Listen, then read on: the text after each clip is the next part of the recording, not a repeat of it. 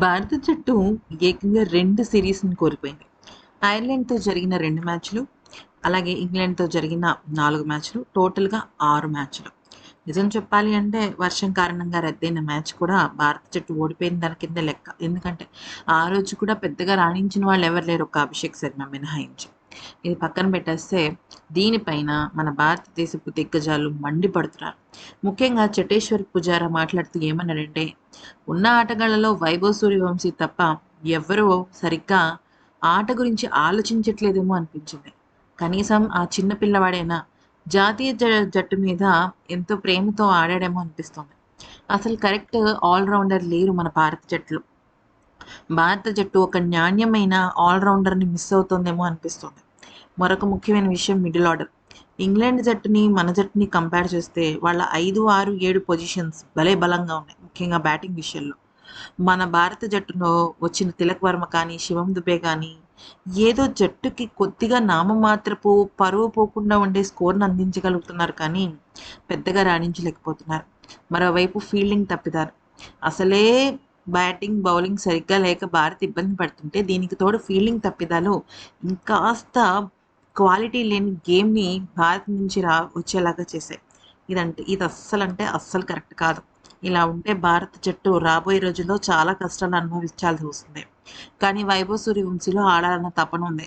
కరెక్ట్‌గా తన shot selection చేసుకుంటే ఖచ్చితంగా ఆటలో నిలదొక్కుంటాడు అంటూ వైభవ్ గురించి, భారత జట్టు గురించి చటేశ్వర్ పుజారా చెప్పాడు. ఇక దీని గురించి అశ్విన్ మాట్లాడుతూ, గౌతమ్ గంభీర్‌కి ఎక్కడో ఏదో పిచ్చి ప్రయోగాలు చేయటం అలవాటైనట్టుంది. ముఖ్యంగా చెప్పాలి అంటే అటు సంజు శాంసన్, ఇటు వైభవ్ సూర్యవంశీ, మళ్ళీ సంజు శాంసన్, ఇషాన్ కిషన్ ఇలాగా ఏదో చెస్ గేమ్ లాగా పావుల్ని కదుపుతున్నాడు కానీ, ఒక ఆటగాడికి కరెక్ట్‌గా తనకి ఏం కావాలి? తను ఏ విషయంలో అనిశ్చితిగా ఫీల్ అవుతున్నాడు? అనే విషయం పైన క్లారిటీ లేకుండా ఉంది. ఖచ్చితంగా క్లారిటీ ఉండాలి. క్లారిటీ ఉంటేనే జట్టు ముందుకు వెళ్తుంది. హెడ్ కోచే కన్‌ఫ్యూజ్ అవుతుంటే ఇక జట్టు ఏ రకంగా ముందుకు వెళ్తుంది? అస్సలంటే అస్సలు కరెక్ట్ కాదు అంటూ ఇక చెప్పుకొచ్చాడు. మరోవైపు అశ్విన్ ఇంకో మాట కూడా అన్నాడు.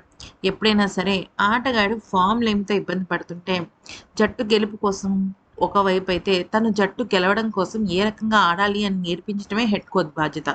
అంతేగాని ఆటగాడు బాలేదని ఆటగాడిని తీసేయడం కరెక్ట్ కాదు. ఇది దోబూచులాటలా ఉంటుందని చెప్పాడు. ఇక ఆ తర్వాత దీనిపైన యువరాజ్ సింగ్ మాట్లాడుతూ అస్సలంటే అస్సలు గెలవాలి అన్న కసి ఒక్కరి ఆటలో కూడా నాకు కనపడలేదు.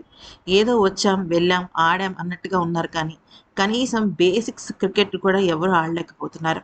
ఇలా గనుక ఆడితే మొదటగా నేనే ఆ ఆటను చూడకుండా కట్టేస్తాను టీవీని.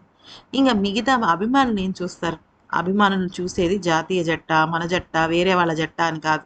నాణ్యమైన క్రికెట్ ఎవరు ఆడుతున్నారు అనేసేసి. ఎన్నో సందర్భాలలో మ్యాచ్ ఓడిపోయినా కూడా ఆ మ్యాచ్‌లో ఆడిన చాలా మంది వల్ల జట్టు గెలిచినట్టే అని మనం భావిస్తాం. అలాంటి ఆట అస్సలు కనపడలేదు. ఇక రెండవ విషయం ఏంటంటే, అంటే యువరాజ్ తర్వాత జహీర్ ఖాన్. జహీర్ ఖాన్ అయితే మాత్రం బౌలర్ల వైఫల్యాన్ని తప్పుపట్టాడు. అస్సలు బౌలర్లు నాణ్యత లేని ఆటను ప్రదర్శించారు. ప్రాక్టీస్ సెషన్స్‌లో ఎవరైనా ప్రాక్టీస్ చేస్తున్నారా? లేదంటే జస్ట్ వాళ్ళ గేమ్ వాళ్ళు ఆడుకుంటున్నారా అనిపించింది. హెడ్ కోచ్‌గా ఉన్నప్పుడు జట్టులో ఆటగాళ్ళు బాగా ఆడకపోతే తీసేయటం కాదు. ఆ ఆటని ఎలా సరిగ్గా ఆడాలో వాళ్ళకి నేర్పించటం. ఇది మిస్ అవుతుందేమో అనిపిస్తోంది అంటూ జహీర్ తనదైన శైలిలో చెప్పుకొచ్చాడు.